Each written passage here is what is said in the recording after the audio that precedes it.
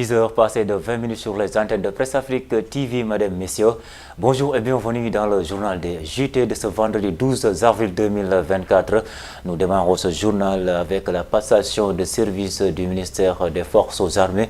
Le général des corps aériens Biram Diop prend les rênes du ministère des Forces armées. Il compte développer et promouvoir une synergie d'actions différentes composantes des forces de défense et de sécurité. Je vous propose de l'écouter au micro de la RTS. Du département des opérations de maintien de la paix des Nations Unies, où il était conseiller, le général de corps aérien Biram Diop arrive au ministère des Forces armées. En terrain connu, il n'a pas tardé à prendre ses marques.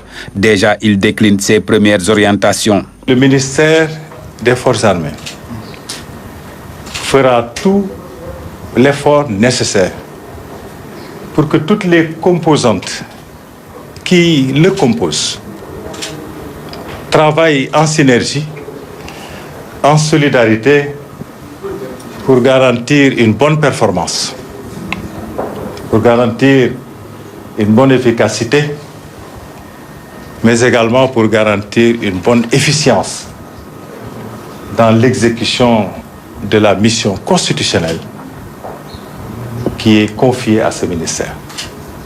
Le ministre des Forces armées et son équipe vont travailler aussi pour renforcer la collaboration entre les forces de défense et de sécurité. Qu'en dehors de ce ministère, nous ferons tous les efforts nécessaires pour que les composantes des forces armées, aux côtés des autres composantes des forces de défense et de sécurité, travaillent de façon mutualisée pour une prise en charge globale de la sécurité de notre pays. La paix et la sécurité dans la sous-région ouest africaine sont aussi des priorités du ministre des Forces armées.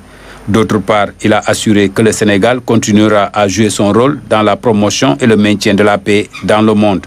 Nous allons travailler à créer des canaux de collaboration, de coordination, de coopération, pour qu'au bout du compte, ensemble, nous prenions en charge notre sécurité collective dans la sous-région.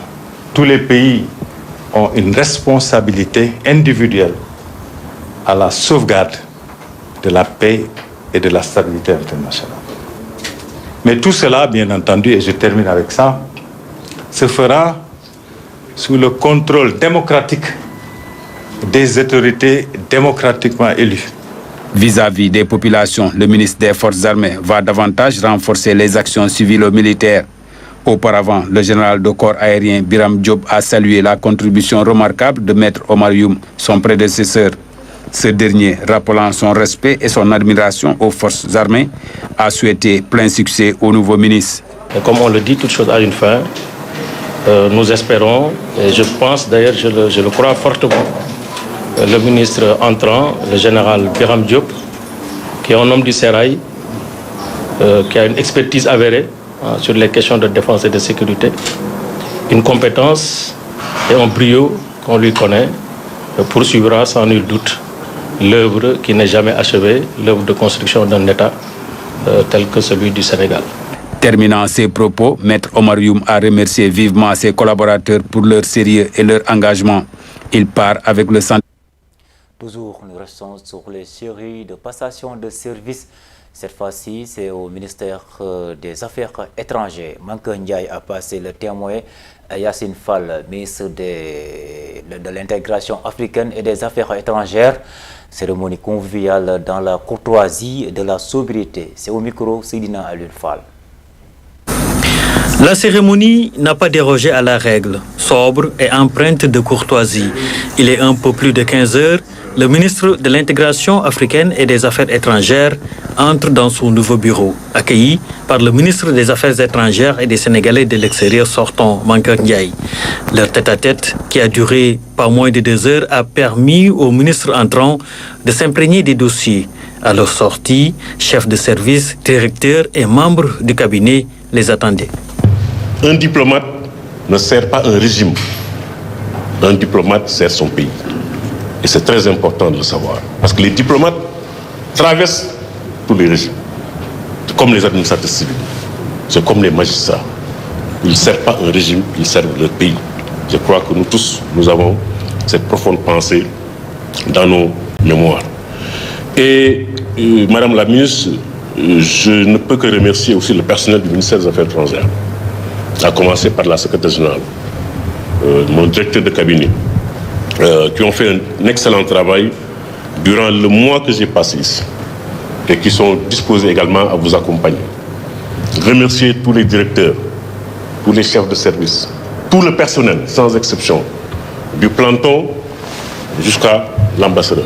C'est un ministère professionnel, avec des compétences sûres, des valeurs sûres, un personnel très loyal, quelle que soit l'autorité qui est à la place, à la tête de ce ministère.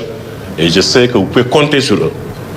Et je sais qu'ils vous apporteront tout l'accompagnement et tout le soutien qu'ils ont toujours apporté à tous les ministres des Affaires étrangères qui se sont succédés dans cette belle maison.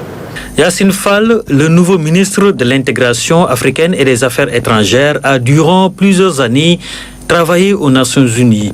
Elle compte mettre l'accent sur la diplomatie de développement. Comme le soulignait le chef de l'État lors du premier Conseil des ministres tenu le 9 avril dernier, le gouvernement, sous la direction du Premier ministre M. Ousmane Sonko, s'attellera, je cite, à la réalisation intensive et cohérente du projet en travaillant avec précision, diligence, méthode, efficacité à la satisfaction des populations et au mieux intérêt du Sénégal. Fin de citation. Au fil des ans, la diplomatie sénégalaise a su se forger une réputation remarquable dans la sous-région, en Afrique et à travers le monde, grâce aux hommes et aux femmes qui s'y consacrent inlassablement, et je me réjouis de ce premier contact avec vous autres. Nous devons ensemble poursuivre cette œuvre en mettant l'accent sur la diplomatie de développement, en renforçant notre action pour le bien-être de nos compatriotes, notamment les Sénégalais de l'extérieur, tout en veillant à accorder une importance particulière à l'implication de la jeunesse en faveur de l'intégration africaine. Après échange de cadeaux et présentation de ses collaborateurs, le ministre de l'Intégration africaine et des Affaires étrangères a accompagné le ministre sortant Mankeur Ndiaye. Et puis la passation de services au département de l'économie, du plan et de la coopération. Le ministre sortant a loué les compétences sanctionnaires en charge de l'élaboration des instruments politiques économiques du pays. Parmi ces outils, le plan Sénégal émergent que Moustapha Ba met en exergue, entre autres chantiers déterminants pour la réalisation des objectifs économiques du Sénégal. Voici Moustapha Ba.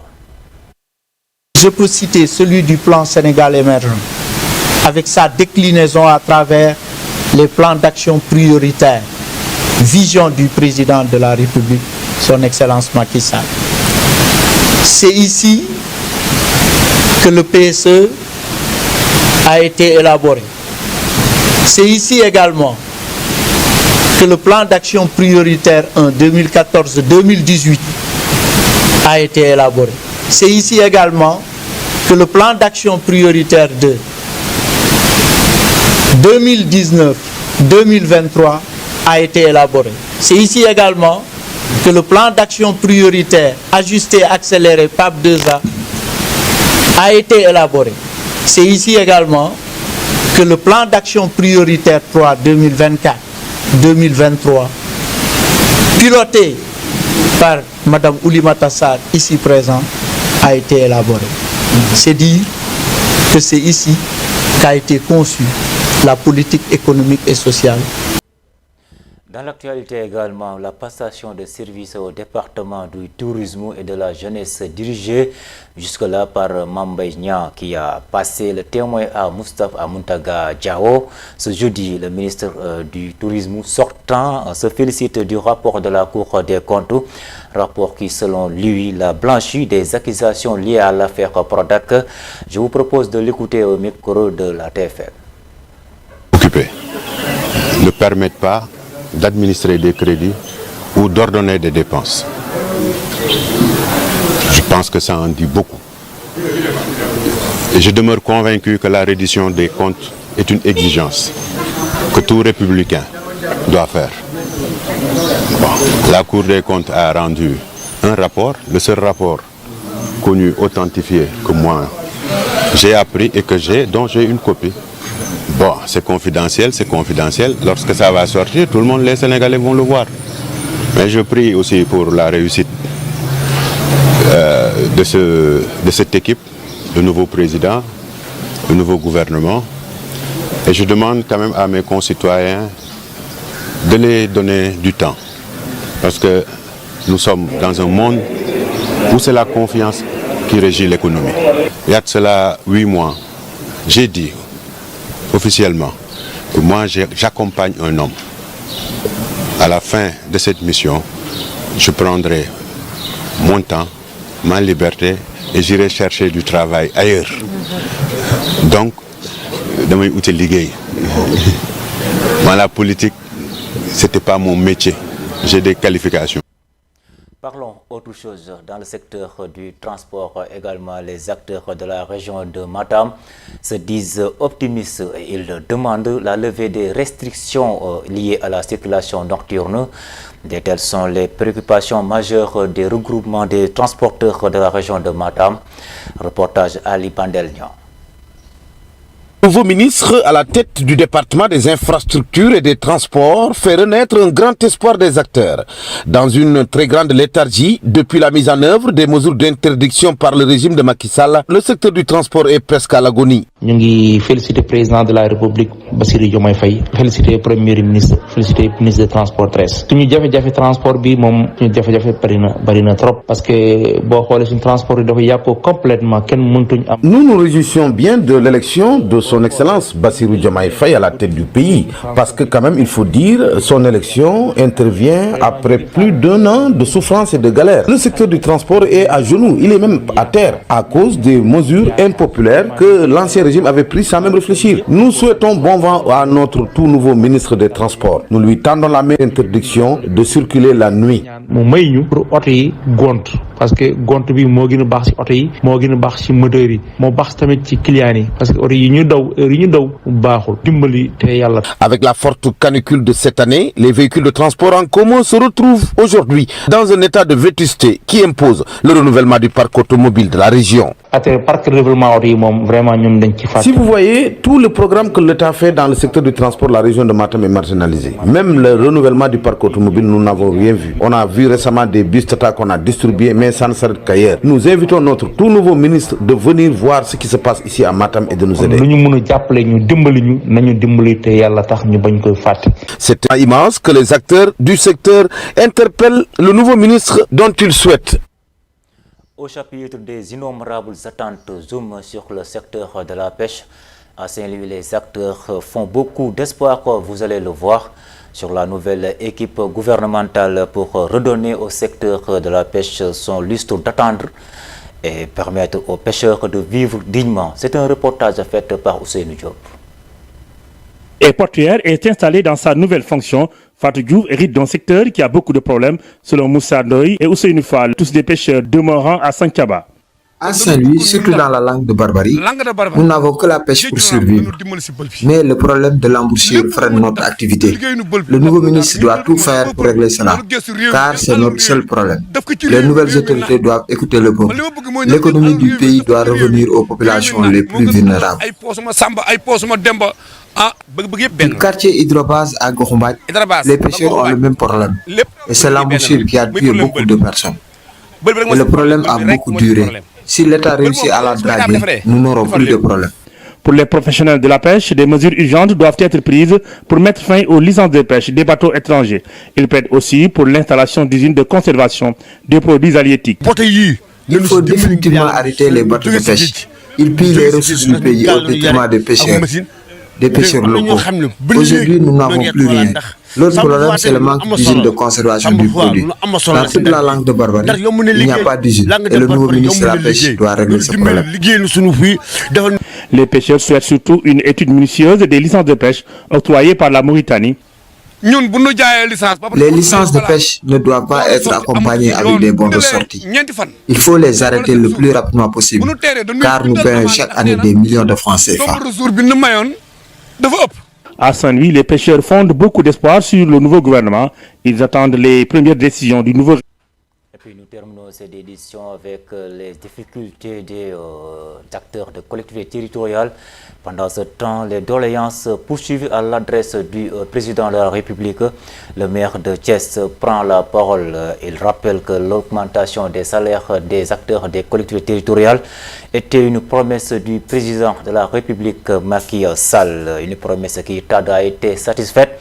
Babacar Diop demande aux nouvelles autorités de s'atteler à la tâche. Nous suivons cette précision au micro Isidore Alexandre. Problème très gênant qui est là parce que le gouvernement de Macky Sall avait signé des accords avec les syndicats des collectivités territoriales. Donc aujourd'hui, il y a eu des problèmes dans l'application de ces accords parce que les travailleurs des collectivités territoriales demandent une augmentation de salaire et c'est une augmentation substantielle. Et les maires sont d'accord, mais ils n'ont pas les moyens de porter aujourd'hui cette augmentation, ce qui fait qu'il faut nécessairement une intervention de l'État pour soutenir les maires. Et voilà le désaccord que nous avons. Nous, on est d'accord, mais il faut un soutien de l'État. Nous osons espérer que les nouvelles autorités du pays prendront les mesures nécessaires pour l'application de cet accord. Moi, je suis pour l'application de cet accord. Et parce que, vous savez, c'est extrêmement important. Ça va donner les moyens aux maires de recruter un personnel qualifié. Et nous avons besoin de ce personnel qualifié parce que les collectivités connaissent une révolution aujourd'hui et sont attendues au niveau des résultats. On ne peut plus travailler comme le faisaient des collectivités dans les années 70 ou 80. Les populations sont devenues très exigeantes vis-à-vis des maires et vis-à-vis des collectivités. Ce qui fait que nous sommes obligés de sortir de ce clientélisme, travailler pour porter de grands projets. Mais pour porter ces projets, il nous faut un personnel. Nous sommes au terme de cette édition, mesdames et messieurs. Merci infiniment de l'avoir suivi. En tout cas, restez connectés sur notre programme. Voilà, l'actualité continue toujours sur www.pressafrica.com. Dans quelques instants, Moulay, vous retrouvez dans le Khibari. Merci et suite de programme.